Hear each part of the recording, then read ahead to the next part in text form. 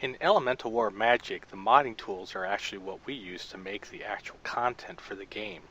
So for example, what I'm doing is I'm making a quest, and the first part of the quest is you need to find a ancient stronghold. So what I want to do is I want to go through and make something that looks like it's been really ancient, ruined.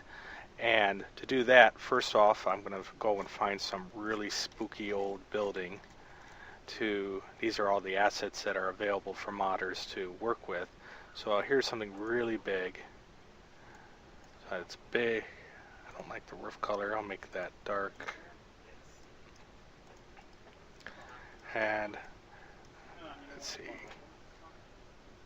Make this, change the color a little bit. And of course, the problem with this is that it needs to be a little tilted to make it look like it's coming out, and then a little sunken into the ground. So I'm not very good at this stuff, as you can see, but when you're cranking out quests as quickly as I am, and you want to have lots of quests, and modders will be making lots of quests, it will look pretty darn cool, I think, on the actual map. Now, the next thing I'm going to want to do, in fact, I'm going to change the color even further.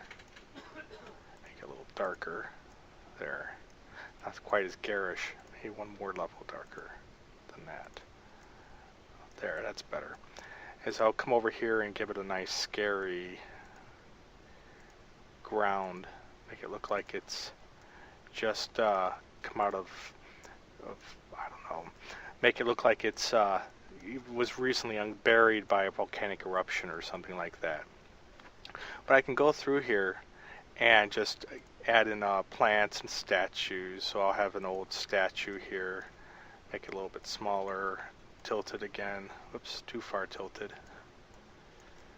And sink it into the ground. And voila, you have an old statue that used to look like it was once up. And I'll put that tree or two over here for scaling.